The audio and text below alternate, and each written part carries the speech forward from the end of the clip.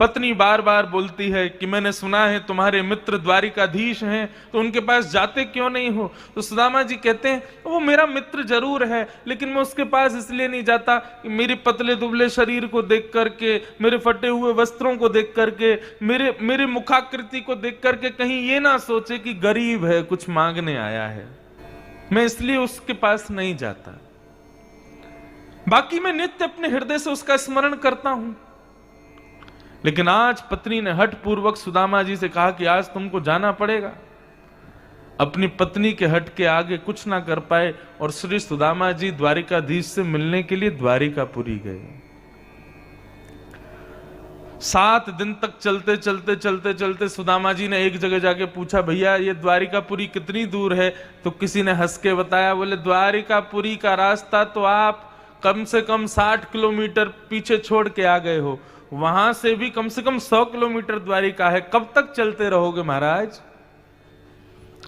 सुदामा जी परम उदास हो गए, बोले क्या करें लाला, वैसे तो तू हमारे हृदय में रहे, लेकिन नगरी तेरी बड़ी दूर है।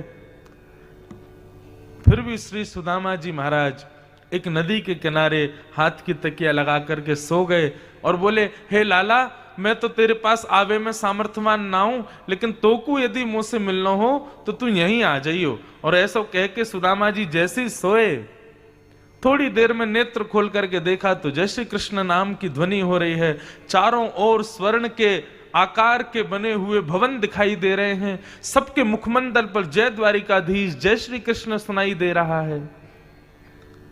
सुदामा जी ने सबसे पूछा, भैया ये कौन सी नगरी है? मैं सोया तो कहीं नदी के किनारे था, लेकिन मैं यहां कैसे आ गया? किसी ने बताया, बोले महाराज ये द्वारिकापुरी है, द्वारिकाधीश की नगरी है। सुदामा जी नृत्य करने लगे, आनंदित हो गए। सबको जा जा करके बताते हैं, तुमको पता है ये द्वारिकाधीश जो है ये मेरे मित्र हैं, मेरे सखा हैं, हम दोनों उज्जैन में साथ में पढ़े सांदीपनी गुरुकुल में। अब लोग बाग बड़े उल्टे सीधे भजन गाते हैं, सुदामा जी को ऐसा दिखा देते हैं कि द्वारपालों ने धक्का दे दिया, द्वारिका के लोगों ने सुदामा जी को अंदर नहीं आने दिया। यदि भगवान के द्वारपाल इतनी कुनीति करेंगे तो फिर वो भगवान के द्वारपाल नहीं कहलाएंगे।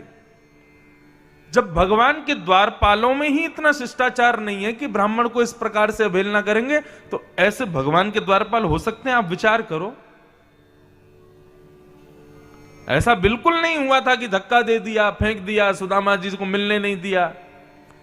सुदामा जी जब गए, जाकर के प्रार्थना की कि भैया हमारो नाम सुदामा है, हम इतनी दूर से आए हैं, कृष्ण के बचपन के सखा हैं, मेरी फटी हुई धोती, मेरे पतले दुबले शरीर को देख करके ये मत सोचना कि मैं कुछ मांगने आया हूं, वो मेरे मित्र हैं, मेरे सखा हैं, केवल उनसे मिलने आया हूं।